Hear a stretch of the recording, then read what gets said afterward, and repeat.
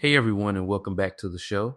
Today, Becky and I are diving into a really sensitive but incredibly important topic: crime and arrest rates by race in the United States. It's a conversation that brings up a lot of strong feelings and, frankly, a lot of misconceptions, I think. Absolutely, Sean. It's one of those subjects where people often come in with preconceived notions, or they've heard headlines, but they haven't really dug into the actual data. And that's what we want to do today. We're going to try to look at the numbers, from sources like the FBI and the Bureau of Justice Statistics to get a clearer picture. Exactly.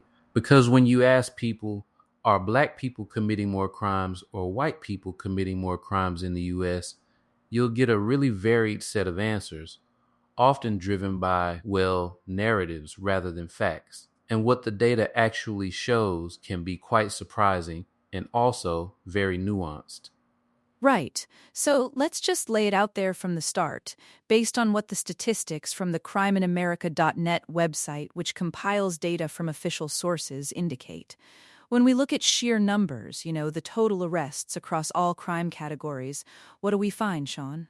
Well, the data consistently shows that white individuals are arrested for more crimes than black individuals overall. And that often surprises people because of what they might hear or perceive, but it makes sense when you consider the demographics of the United States.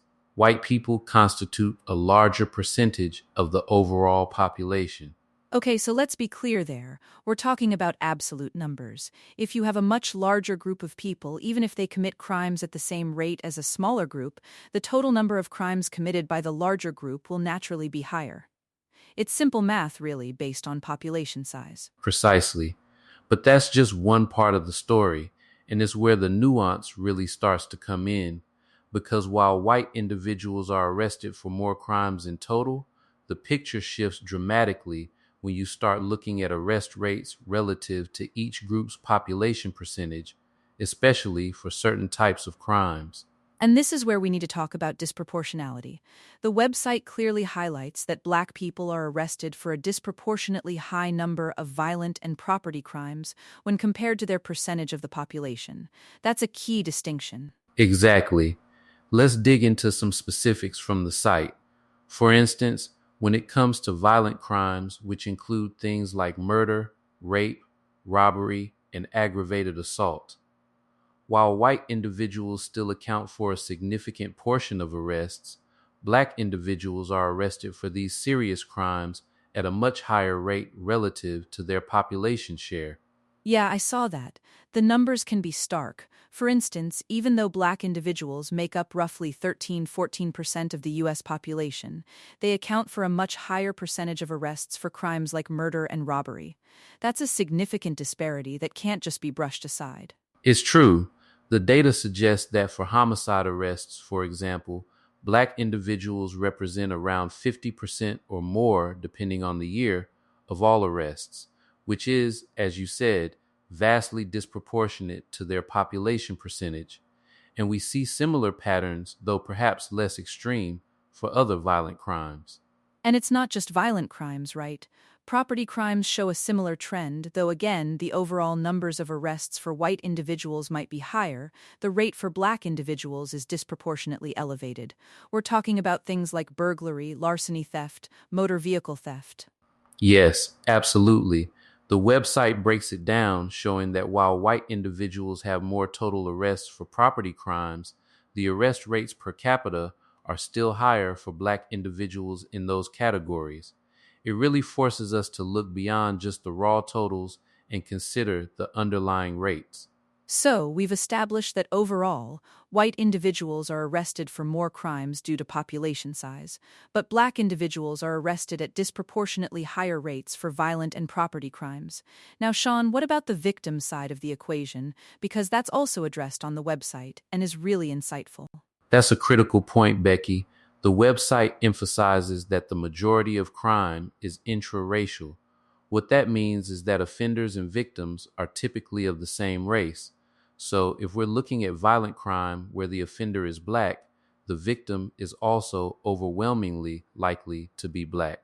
And the same goes for white offenders and white victims. Which really dispels some common myths, doesn't it? Like the idea of interracial crime being the dominant form. When you look at the BJS data, it's very clear.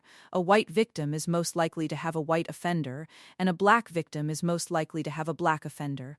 That paints a very different picture than what some narratives push. It absolutely does. It shifts the conversation from this broad, often fear mongering narrative to a more localized understanding of crime dynamics. It highlights that communities of color, particularly black communities, are disproportionately affected by violent crime, both as offenders and as victims. And this is where it gets really complex, because just looking at arrest data and victim data isn't enough to understand why these disparities exist. The website itself mentions that these are complex issues that include economic conditions, family structures, drug dependency, justice system bias, and other factors. Yeah, that's crucial. It's not just about who's committing what, it's about the systemic factors at play. Think about socioeconomic disparities, for example. Communities with higher rates of poverty, lack of educational opportunities, and limited access to resources often experience higher crime rates, regardless of race. And those socioeconomic disadvantages are often concentrated in specific racial communities due to historical and ongoing systemic issues like redlining, discriminatory housing policies, and unequal distribution of wealth and opportunities. So it's not a direct race equals crime equation, it's more like systemic inequality leads to conditions that foster crime, and those conditions are disproportionately experienced by certain racial groups. Exactly. And we also have to consider the role of the criminal justice system itself. Are there biases in policing, sentencing, and prosecution that contribute to these arrest disparities? The website hints at justice system biases as one of the factors, which is a massive conversation in itself.